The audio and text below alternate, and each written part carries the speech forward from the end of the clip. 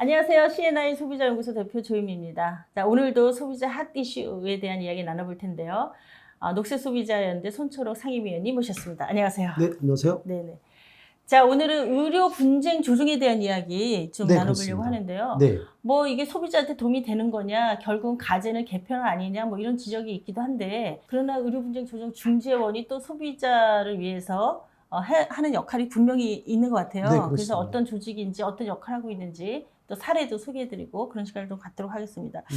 우선은 의료 분쟁 조정 중재원 어떤 기관인지 네. 먼저 소개를 좀 부탁드릴게요. 뭐 문재인 케어라고 해서 이제 건강보험 적용 확대됐잖아요. 그렇죠. 그다음에 고령화도 네. 지금 빠르게 네. 지금 진전되고 있고, 음흠. 또 소비자들이 이제 이런 의료에 대한 관심들도 많아지다 보니까 네. 의료 분쟁이 점점 늘어나고 있습니다. 네. 그런데 사실 소비자 입장에서는 의사를 상대로 싸우기가 쉽지 않을 쉽지 거고요. 않죠. 포기하는 경우도 많았잖아요. 시간도 오래 걸리고 돈도 맞습니다. 많이 들고. 네네. 네. 그런데 이제 2012년도에 네. 정부 출연 기관으로 음흠. 의료 분쟁 조정 중재원이죠. 네네. 짧게 의료 중재원이라고 네. 하는데 네. 이게 이제 설립이 됐습니다. 그래서 이제 소비자들이 혹시 의료 분쟁이 생겼을 때 네네. 이 의료 중재원을 통해서 네. 도움을 받으실 수가 있겠습니다. 자, 그런데 이제 의료 분쟁 조정 중재원에서 어떤 사건을 다룰 때 이게 이제 아까 지적한 것처럼 굉장히 전문적인 분야인데 네, 그렇습니다. 과연 이제 소비자 입장에 서서 제대로 된 판정을 해줄 수 있는 거냐 하는 이제 우려들을 다들 많이 하시는 것 같아요. 네. 네, 전체적으로 어떤 방식으로 그 분쟁 조정을 하고 있는지 하는 걸 좀 이해를 하시면은 좀 신뢰 부분에 있어서 좀 도움이 되지 않을까 싶은 생각이 들기도 네, 하는데, 그렇습니다. 소개를 좀 네. 해주시죠. 네. 네, 우선 이제 이런 의료 중재원을 좀 이용을 하시게 되면은요, 네네. 뭐 전화 상담도 좀 받으실 수가 있고요. 네네. 그다음에 인터넷으로 상담하실 수도 있고, 음. 우선 이제 상담을 좀 쉽게 의료 문제에 대해서 상담을 받을 수 있다는 게 네네. 이제 좋은 점인 것 같고요. 네. 그다음에 이제 예전에 보면은 이 의료 문제 때문에 소송을 가게 되면 굉장히 오랜 시간이 걸리잖아요. 그렇죠. 근데 이 의료 중재원을 통하면 네네. 한 26개월 정도면은 이제 일단 중재나 26개월? 조정이 네네. 된다고 하거든요. 평균 네네. 26개월 걸린다고 합니다. 네네. 그리고 지금 대표님께서도 아마 해보셨겠지만 네네. 이 감정위원회에 가시면 네네. 이제 의사도 참여하고 또 법조인도 참여하고 네네. 거기에 이제 소비자 단체가 꼭 참여하게 돼 있거든요. 그렇죠. 비전문가 입장에서 또 중간 객관적인 입장에서 네. 의견을 내서 합리적으로 조정을 하고 또 감정을 하기 때문에 네네. 굉장히 소비자를 위해서는 소송 가기 전에 네네. 굉장히 좀 좋은 제도가 아닌가 이런 네. 생각이 듭니다. 네. 그래서 이제 의료 관련해서 어떤 문제를 겪고 계신 분은 한번 검색을 해서 네, 맞습니다. 네, 어떤 기관인지 알아보시면 좋을 것 같고요. 제가 이제 여기도 관여하고 있기 때문에 간단히 설명을 좀 드리면 전체적으로 봤을 때 감정부하고 조정부로 구성이 되어 있습니다. 의료 분쟁 조정 중재원이. 그래서 어떤 사건이 접수가 되면 처음에 감정부에서 사건에 대한 조사를 하게 돼 있어요. 그 조사하는 역할을 하는 사람들이 조사관들이 있습니다. 네, 그래서 그렇죠. 조사관들이 대부분 다 간호사 출신들이 많아요. 왜냐하면 의무 기록을 보고만 이래야 되니까. 네. 그래서 그 감정부에서 조사관들이 조사한 것을 바탕으로 해서 뭐 현장에도 가고 굉장히 조사를 나름대로 철저히 하고 있습니다. 그래서 감정위원회를 열게 되는데 그 감정위원회는 소비자 편에 서서 소비자 입장에서 좀 바라보는 소비자 대표가 반드시 들어가야 감정위원회가 개설이 되도록 작년에 그렇게 법이 바뀌면서 이 감정위원회에 소비자 대표들이 많이 들어가 있고요. 저도 이제 거기에 소비자 쪽 대표를 참여하고 있고 네. 우리 상임위원님도 참여하고 계시고 네, 그렇습니다. 그래서 많은 소비자 단체 활동하시는 분들이 그 감정위원으로 또 참여를 하고 있습니다. 그리고 해당 과의 전문의가 한 명이 오고 또 변호사, 검사 뭐 이런 분들이 또 오고요. 그다음에 감정부장이 또 의사로 되어 있습니다. 그래서 전체 구성을 놓고 보면 5명이 감정위원회를 구성하는데 2명이 의사고, 네, 감정부장하고 2명이 의사고, 1명이 법조인, 검사나 변호사고, 1명은 소비자를 대표하는 소비자위원이다. 이렇게 이해를 하시면 될 것 같고요. 거기서 일단 과실이 있느냐 없느냐 하는 부분들을 먼저 판단한 이후에 이게 조정부로 그렇습니다. 네, 넘어가게 됐죠. 그래서 네. 조정부에서 감정한 결과를 놓고 어떤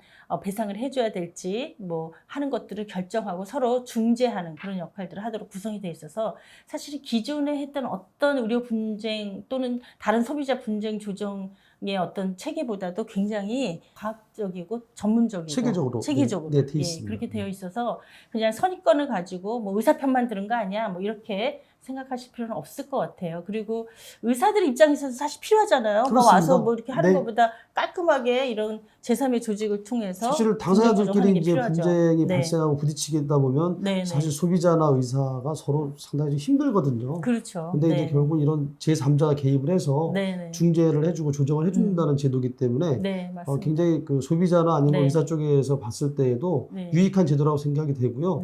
그다음에 의사 입장에서 봤을 때에도 이런 그 과정을 거치기 때문에 어떤 의료 뭐 과실이 있든 없든지 그거에 대해서 좀 어느 일방에 어떤 뭐 그 주장만 받아들여지지는 않기 때문에 그래도 굉장히 큰 역할을 하고 있다 이렇게 생각이 됩니다.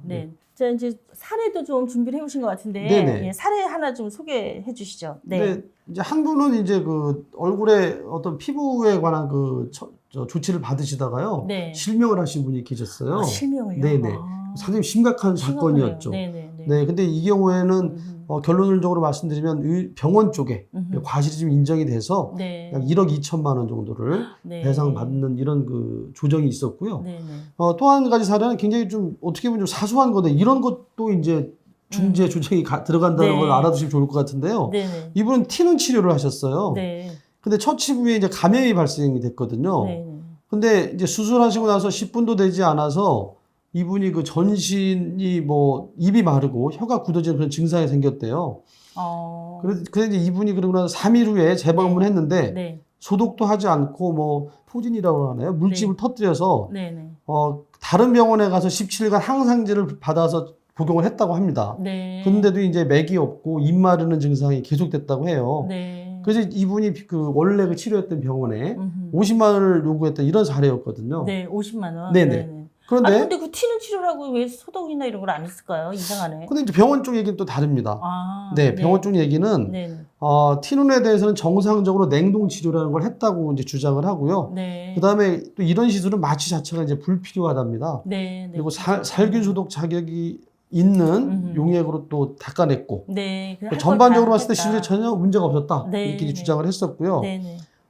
그다음에 냉동 치료한 다음에 10분도 안 돼서 전신이 감염되고 그에 따른 전신 증상이 생겼다는 거는 전혀 근거 없는 주장이다.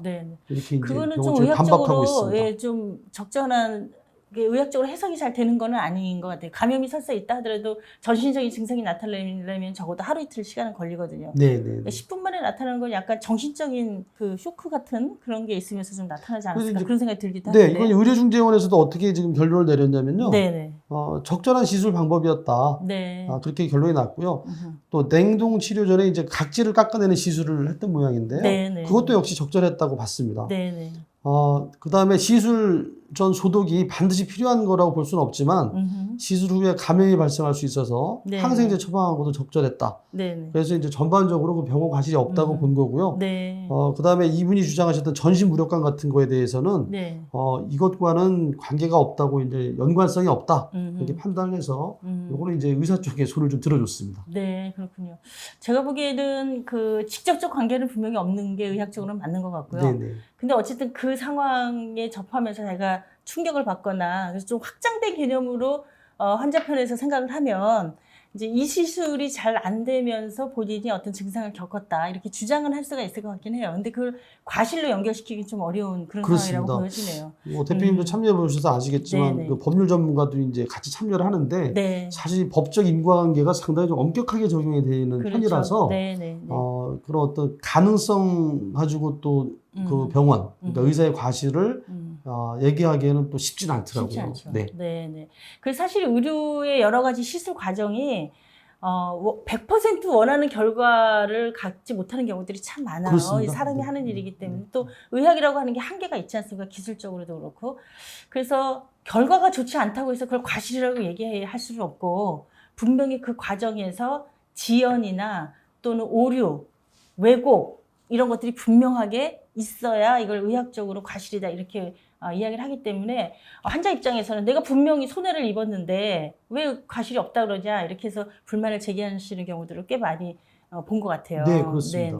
근데 이제 두 번째 사연에서 보여드렸던 듯이 네. 사실은 이 티눈 제거 수술은 그렇게 큰 뭐 정말 생명과 연결되는 그런 큰 사건은 아니잖아요. 네, 네, 그렇죠. 근데 그럼에도 불구하고 이제 이 소비자들이 그래도 하소연할 수 있다는 거. 그렇죠. 네, 네. 그거는 굉장히 좀 긍정적인 어떤 네. 역할, 기능을 하지 않나 이런 생각이 듭니다. 맞습니다. 예전에는 뭐 그런 거 하소연할 데가 없으니까 가서 뭐 큰 소리로 뭘 한다든가 항의를 한다든가 네네. 폭력적으로 뭐 한다든가 그런 경우들이 꽤 많았잖아요. 네. 네, 근데 우리가 의료분쟁 조정 중재원이 생겼으니까 적극적으로 이 기관에 내가 이런 피해를 겪었다라고 하는 걸 제기를 하시면 도움을 받을 수 있지 않을까 그런 생각이 좀 듭니다. 네. 어떻게 만약에 사고를 겪고 계신 분 또는 피해를 입었다고 생각하시는 분들이 어떻게 접근을 해야 되는 일단 건가요? 가장 중요한 거는 예. 그 모든 법적 분쟁이 마찬가지겠습니다만은 그 증빙을 얼마나 잘하느냐, 입증을 얼마나 잘하느냐의 싸움이잖아요. 그렇죠. 혹시 의료 과실 때문에 소비자가 피해를 입었다고 생각이 되시면 네네. 그런 그 증빙 자료를 좀 철저하게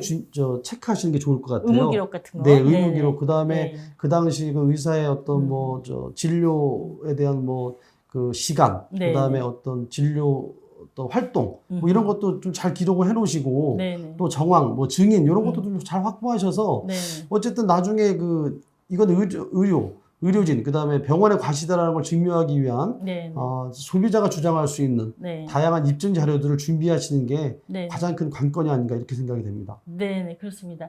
그리고 이제 한 가지 더 말씀드리고 싶은 게 있는데요. 한국소비자원에서도 의료 분쟁 조정을 지금 하고 있거든요. 네, 그렇습니다. 그래서 두 기관이, 그러니까 의료 분쟁 조정 중재원이 그 역할도 하고 있고 또 한국소비자원에서도 하고 있으니까 두 개를 통합하는 게 좋겠다. 뭐 이런 제기들도 많이 하고 있는 것 같아요. 네.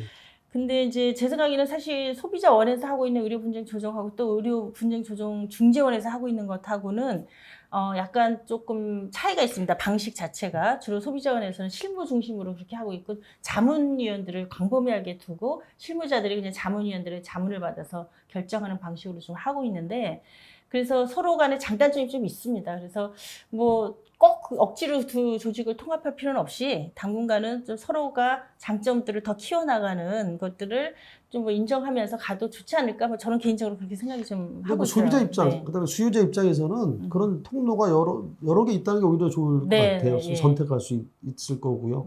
꼭 하나로 통합할 필요가 없다는 대표님의 의견에 저도 동의합니다. 네.